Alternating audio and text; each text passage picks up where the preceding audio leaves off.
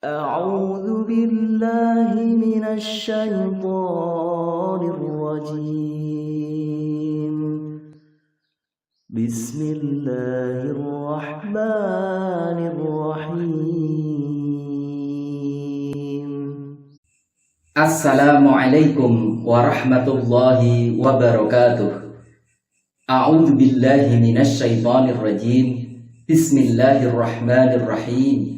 Alhamdulillahi rabbil alamin. Wa bihi nasta'inu ala umurid dunya waddin. Wassalatu wassalamu ala sayyidina Muhammadin wa ala alihi wa sahbihi ajma'in. Amma ba'd. Saudaraku rahimakumullah, kedua ayat ini, yakni dua ayat terakhir dari surat Al-Baqarah, tak kalah agungnya dengan surat Al-Fatihah. Sebab baik surat Al-Fatihah dan juga kedua ayat ini sama-sama diturunkan dari gudang simpanan di bawah arsy. Sebagaimana Nabi Shallallahu Alaihi Wasallam bersabda, "U'titu khawatima suratil Baqarah min kanzin tahtal arsy." Aku dianugerahi ayat-ayat penutup surat Al-Baqarah dari gudang simpanan di bawah arsy. Begitu agungnya kedua ayat ini, sampai baginda Rasulullah Shallallahu Alaihi Wasallam memerintahkan, "Ta'allamuhuma wa'allimuhuma nisa'akum wa abna'akum fa innahuma salatun wa qur'anun wa du'aun." Pelajarilah keduanya dan ajarkanlah keduanya kepada istri-istri dan anak-anak kalian, karena sesungguhnya keduanya adalah salat, Quran, dan doa. Siapa yang membaca kedua ayat ini, maka ia akan diberi kecukupan dunia dan akhiratnya. Dan berikut kami sampaikan 7 keutamaan atau 7 kecukupan yang akan diberikan kepada orang yang membaca kedua ayat ini. Semoga memberi manfaat untuk kita semuanya. Amin ya rabbal alamin. Janji kecukupan ini asalnya dari sabda Nabi Sallallahu Alaihi Wasallam, "Man qara'a bil ayataini min akhiri suratil Baqarati fi lailatin kafatahu." Siapa yang membaca 2 ayat terakhir dari surat Al-Baqarah pada malam hari, maka ia akan diberi kecukupan. Hadits riwayat Bukhari, Muslim, dan lainnya. Terus, apa makna kecukupan di sini? Karena lafal kafatahu di sini bersifat umum, maka maknanya menjadi mencakup kecukupan apa saja, baik dunia dan juga akhirat, sesuai dengan kaidah keutamaan-keutamaan yang datang dari Rasulullah Shallallahu Alaihi Wasallam atau yang terdapat dalam kitab Allah adalah bersifat mutlak, maka pada asalnya tetap dalam kemutlakannya selama tidak ditafsis oleh Allah dan Rasulnya. Al-Munawi dalam Faidul Qadir menjelaskan bahwa semua kebutuhan siapapun yang membacanya akan dicukupkan oleh Allah baik di dunia maupun di akhirat. Setidaknya ada 7 keutamaan atau 7 kecukupan yang akan didapati orang yang membaca kedua ayat ini, seperti yang disebut dalam hadis Nabi dan juga yang diterangkan oleh para ulama. 1. Kecukupan dari sholat malam. Artinya, kedua ayat ini bisa menjadi pengganti dari qiyamul lail atau ibadah malam. Sehingga jika kita membaca keduanya sebelum tidur di malam hari dan kita tidak mampu melakukan sholat malam, maka keduanya dapat mencukupi atau telah cukup sebagai penggantinya. Hal ini didasarkan riwayat dari Ibnu Mas'ud radhiyallahu anhu. Beliau berkata, "Siapa yang membaca penutup surat Al-Baqarah, maka ia telah mencukupinya dari qiyamul lail." 2. Kecukupan dari membaca Al-Quran. Artinya, Membaca kedua ayat ini bisa mencukupi dari membaca Al-Quran. Demikian sebagaimana yang dijelaskan sebagian ulama. Al-Hafidz Ibnu Hajar dalam Fathul Bari menyebutkan, keduanya akan mencukupinya dari membaca Al-Quran secara mutlak, baik ia membacanya dalam sholat ataupun di selain sholat. 3. Kecukupan dalam iman dan keyakinan. Artinya, membaca kedua ayat ini telah mencukupinya dari akidah dan keimanan, seperti yang diterangkan sebagian ulama. Al-Hafidz Ibnu Hajar dalam Fathul Bari menjelaskan, keduanya telah mencukupinya dalam hal yang berkaitan dengan keimanan, karena setiap akidah terdapat dan terkandung dalam kedua ayat ini, sebab ia mencakup semua perihal keimanan, amalan-amalannya, dan pokok-pokoknya, yakni iman kepada Allah, malaikat-malaikatnya, kitab-kitabnya, dan utusan-utusannya.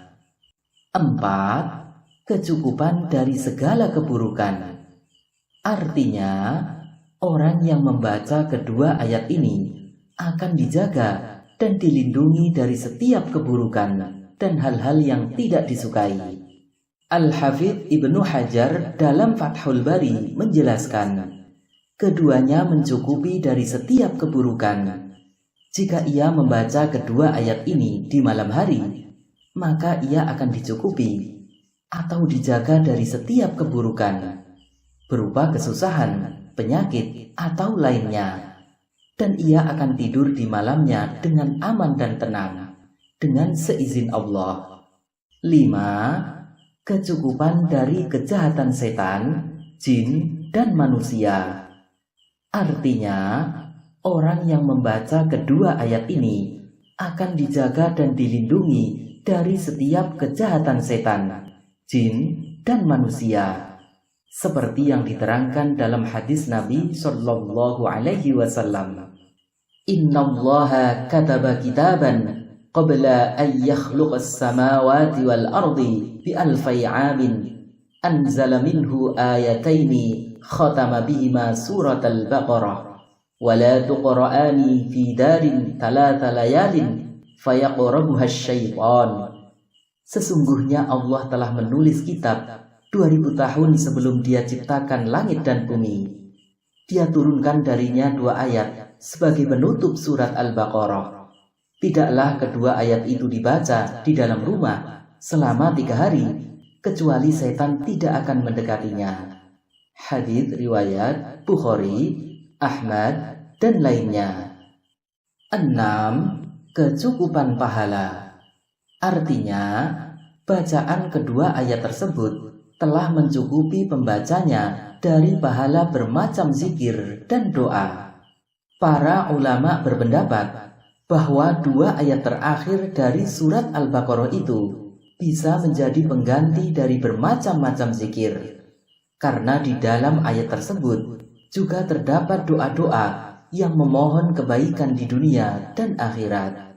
Muhammad Ibnu Alan dalam Dalailul Falihin berkata, atau keduanya akan mencukupinya dari apa yang tersebut dalam doa-doa yang banyak, karena doa dalam keduanya telah mencakup kebaikan dunia dan akhirat.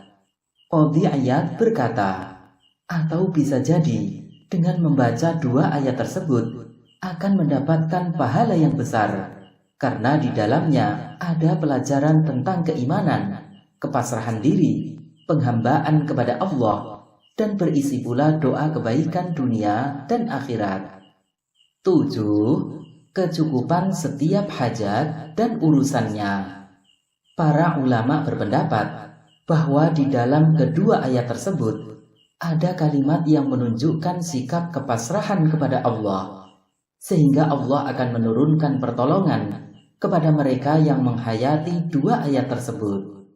Syekh Muhammad bin Shalih Al-Utsaimin menjelaskan tentang keutamaan 2 ayat tersebut ketika dibaca di malam hari. Beliau berkata, ketahuilah para saudara sekalian, kedua ayat ini jika dibaca di malam hari maka akan diberi kecukupan. Yang dimaksud diberi kecukupan di sini adalah dijaga dan diperintahkan oleh Allah. Juga diperhatikan dalam doa, karena dalam ayat tersebut terdapat doa untuk maslahat dunia dan akhirat. Disebutkan dalam hadis riwayat Muslim, tidak lama lalu turunlah malaikat mendatangi Rasulullah Shallallahu Alaihi Wasallam dan berkata, bergembiralah dengan dua cahaya yang diberikan kepadamu, yang tidak pernah diberikan kepada Nabi sebelum kamu, yaitu surat Al-Fatihah dan penutup surat Al-Baqarah. Kamu tidak membaca satu huruf dari keduanya, kecuali engkau akan diberi atas doa yang terkandung di dalamnya. Akhirnya, Imam Ibnu Hajar memberi kesimpulan, dan semua keutamaan itu bisa dimaksudkan, karena karunia Allah adalah luas.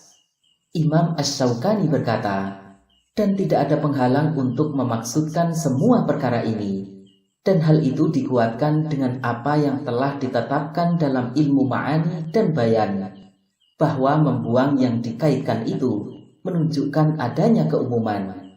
Cara mengamalkan: bacalah kedua ayat ini 1 kali sebelum tidur di malam hari. Ali bin Abi Thalib karramallahu wajhah berkata, aku tidak pernah melihat orang yang pandai dalam Islam ia tidur hingga ia membaca ayat-ayat penutup surat Al-Baqarah, karena sesungguhnya ia adalah gudang simpanan dari bawah arsy yang dianugerahkan kepada Nabi Shallallahu Alaihi Wasallam. Dan berikut adalah bacaan kedua ayat yang dimaksud.